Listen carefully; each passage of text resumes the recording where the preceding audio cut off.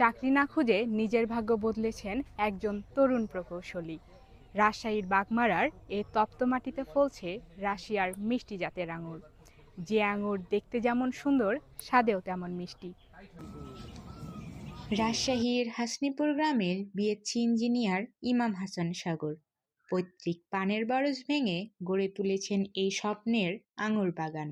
প্রায় 3 বিঘা জমির এই বাগানে রয়েছে রাশিয়ার বিখ্যাত বাইকোনর, একলো, ব্ল্যাক ম্যাজিক এবং গ্রিনলং এর মতো 10টি উন্নত জাতের আঙুরের প্রায় 500টি গাছ।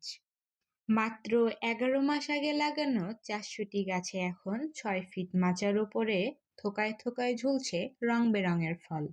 বাংলাদেশের মাটিতে আঙুর মানে সাধারণত টক স্বাদ, কিন্তু সাগরের বাগানের চিত্রটি ভিন্ন।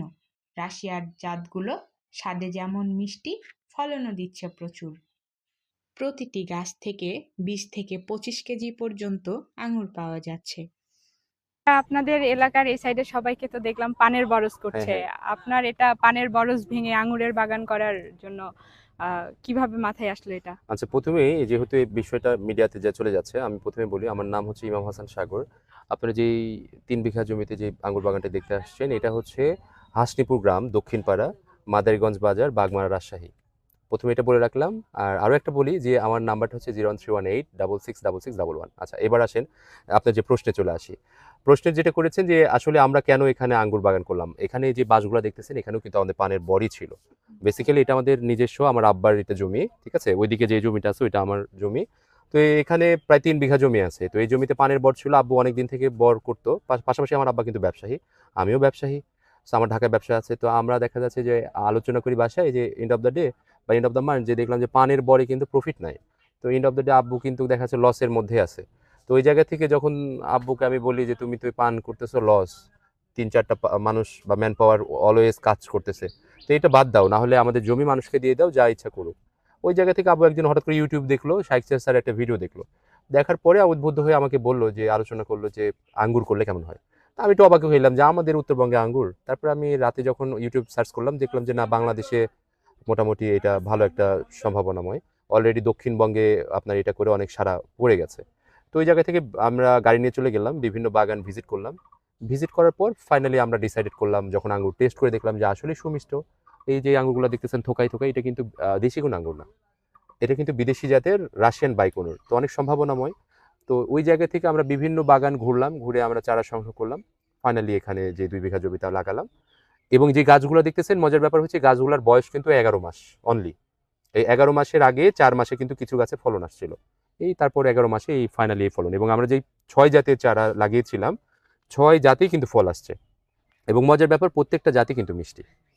এই হচ্ছে আচ্ছা অবস্থা আমাদের আচ্ছা শুরু ভাইয়া, করা। দেখলাম এখানে চারা গাছ নেওয়ার জন্য জি, ব্যবস্থা রেখেছেন জি। নতুনদের জন্য। নতুন উদ্যোক্তাদের জন্য কি বলবেন? নতুন উদ্যোক্তার ব্যাপারে যেটা বলবো, যেমন আমি কিন্তু চাষি না, বা আমার আব্বাও কিন্তু চাষি না। আমি এডুকেটেড একজন, ইলেকট্রিক্যাল অ্যান্ড ইলেকট্রনিক্স ইঞ্জিনিয়ারিং আমিও বিএসসি করেছি। রবিতে বেশ কিছুদিন জব করেছি। এটা শখের বশে আমাদের আসলে করা।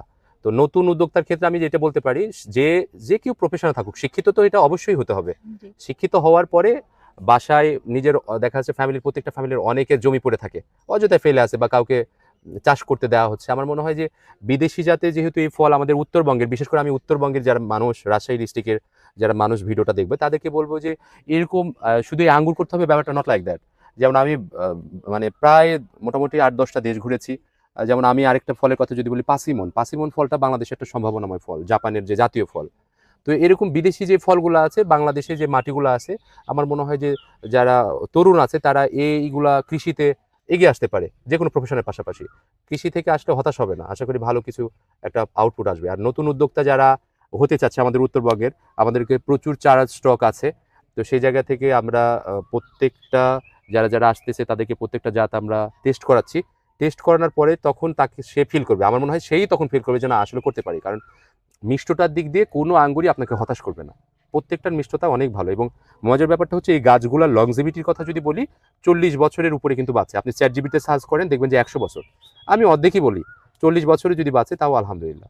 তা আমি বলবো যে যারা বেকার আছে বা যারা উদ্যোক্তা নতুন হতে চাচ্ছে, রিস্ক নিতে হবে।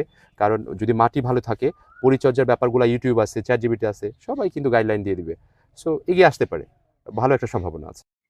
বাগানটি এখন কেবল আয়ের উৎস নয়, বরং কৃষি পর্যটনের এক নতুন ঠিকানা। দর্শনার্থীরা এখানে এসে টাটকা মিষ্টি আঙুরের স্বাদ নিচ্ছেন এবং ভবিষ্যতে বাগান করার জন্য সংগ্রহ করছেন উন্নত জাতের চারা। ইমাম হাসান সাগরের এই উদ্যোগ প্রমাণ করে যে মেধার পরিশ্রম থাকলে কৃষিতেও বিপ্লব ঘটানো সম্ভব। নতুন উদ্যোক্তাদের জন্য এটি হতে পারে বড় এক অনুপ্রেরণার।